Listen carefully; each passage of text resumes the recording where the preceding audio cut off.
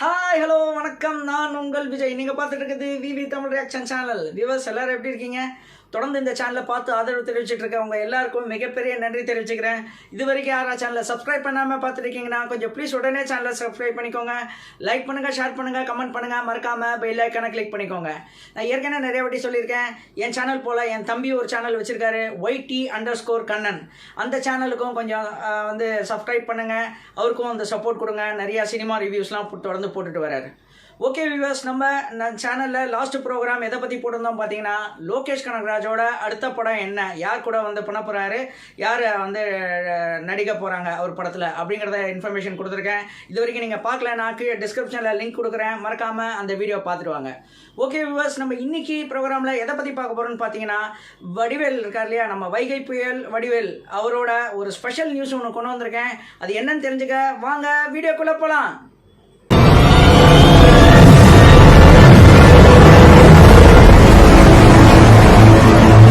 நம்ம வைகை புயல் வடிவேல் இவர் இன்னொரு எப்படி நம்ம கூப்பிடலான்னு பார்த்தீங்கன்னா, டாக்டர் வடிவேல். அதாவது அந்த பட்டத்துக்காக நான் சொல்லலைங்க, உண்மையிலே ஒரு டாக்டருங்க. எந்த விதத்தில் அப்படின்னு பார்க்குறீங்களா? ஆமாங்க, அது நோயற்ற வாழ்வே குழையற்ற செல்வம் அப்படின்னு சொல்லுவாங்க. ஸோ பொதுவாக நோய்ங்கிறது நம்ம நிறைய பேருக்கு இருக்குது. அது இன்னைக்குள்ள டே ஸ்ட்ரெஸ்ஸில் பார்த்தீங்கன்னா பயங்கரமாக பலவித நோய்கள் வருது. ஆனால் இது நோயெல்லாம் போகக்கூடிய ஒரே ஒரு மருந்து என்னன்னு பார்த்தீங்கன்னா சிரிப்புங்க. இன்றைக்கி நிறைய பேர் அதை நம்ம மறந்துடுறோம். அதை மறந்ததால் தான் இவ்வளோ பிரச்சனைகள் டெய்லியும் சந்திச்சிட்ருக்கோம்.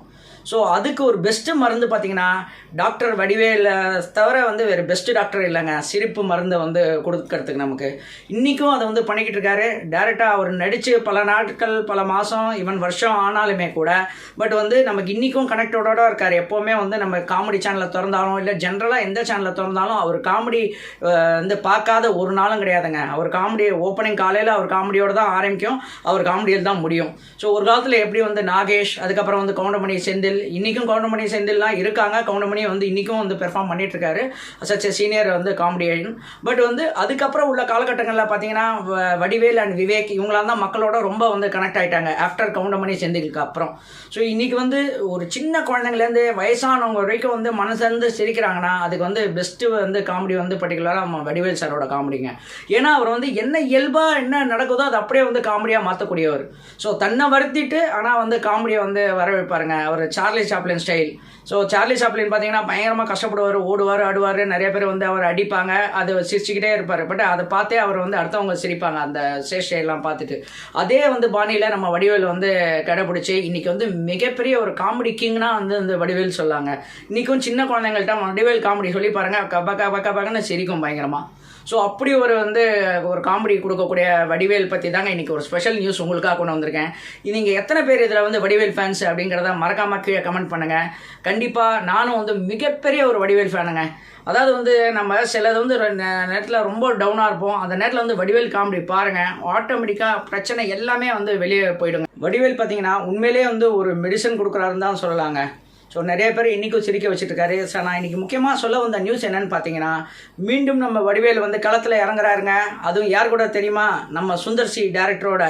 ஸோ அதாவது பெஸ்ட்டு டேரக்டர் காமெடியில் பெஸ்ட்டு டேரக்டர்னு பார்த்தீங்கன்னா நம்ம சுந்தர்சி காமெடி படம் கொடுக்காத காமெடி படமே கிடையாது. அந்தளவுக்கு உள்ளே தாலேருந்து எத்தனை படம் நீங்கள் சொல்லலாம். சமீபத்தில் கலகலப்பு 2, அத்தனை படங்களும், மதகத ராஜா, அதாவது 12 வருஷத்துக்கு முன்னாடி ரிலீஸ் ஆக வேண்டிய படம் இன்றைக்கி ரிலீஸ் ஆகி இப்போவும் மக்களோட கனெக்டடில் இருக்குன்னா அப்போ சுந்தர்சி எப்பேற்பட்ட ஒரு காமெடி டேரக்டர்னு யோசிச்சு பாருங்கள். அது காமெடி கண்டென்ட் உருவாக்குறது சாதாரண விஷயம் இல்லைங்க.